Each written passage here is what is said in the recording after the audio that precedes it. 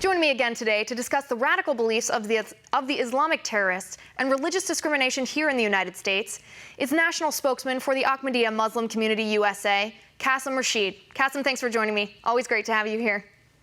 Pleasure to be here. Thank you for having me again. Let's start with my final point from last night, the clip we saw at the beginning of the segment. This is a question that's on the minds of many Americans right now, particularly after radical Islamic terrorists attacked in Paris and then attacked here in San Bernardino. The question is, how important is it for us, for the President of the United States, to recognize that the threats from these terrorists stem from their perception of the religion of Islam? Well, the Ahmadiyya Muslim community, as Muslims who believe in the Messiah, Mirza Ghulam Ahmad of Qadian, have addressed this question for well over 100 years. And in leading by example, we've demonstrated that Islam itself does not inspire, permit, or allow any form of terrorism whatsoever.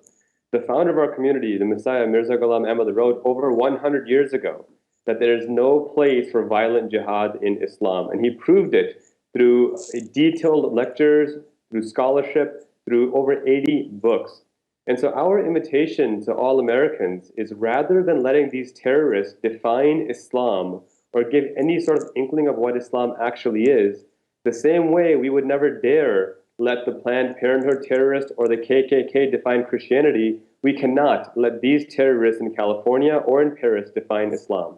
I understand that point, but I think there's a difference between the fight over the interpretation, and we've talked about this before. We've talked about the difference between your interpretation of Islam and the radical terrorist interpretation. You argue that theirs is incorrect, and I'm not arguing with you on that point, but I do think it's important to focus on the fact that our president needs to understand the fact that these terrorists, regardless of whether their interpretation is correct, they believe their interpretation is correct, and that's where their attacks, where their terror is motivated from. Do you think that we need to recognize that aside from the fight about interpretation?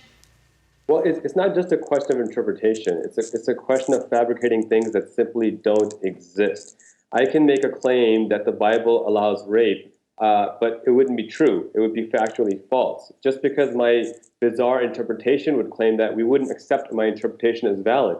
And we shouldn't accept the same concept for ISIS or any other terrorist organization. What President Obama is doing is the exact same thing that George W. Bush, President Bush, did.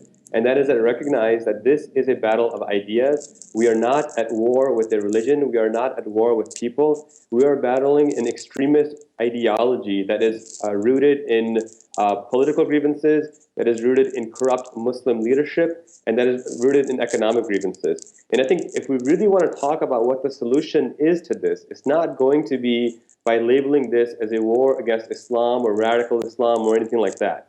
All that's going to do is legitimize extremists to think that they have actually gained legitimacy. What we need to do is demonstrate by example that we are morally superior, we are intellectually superior, we are ethically superior. And as the Ahmadiyya Muslim community, what we are doing is calling upon Muslim leaders to stand united against all forms of extremism, renounce completely any concept that anything in Islam permits terrorism or violent jihad. Part of the problem, and this I'll agree with you, Liz, 100%. Part of the problem is that you have Muslim leaders in countries like Pakistan that are promoting these draconian death for blasphemy and death for apostasy laws. This promotes terrorism. Let me be very clear. Muslim leaders who promote death for blasphemy or death for apostasy, they are promoting terrorism. These concepts have nothing to do with Islam or Prophet Muhammad. This is the model the Ahmadiyya Muslim community has led with, and we've spread peacefully. This is the model forward.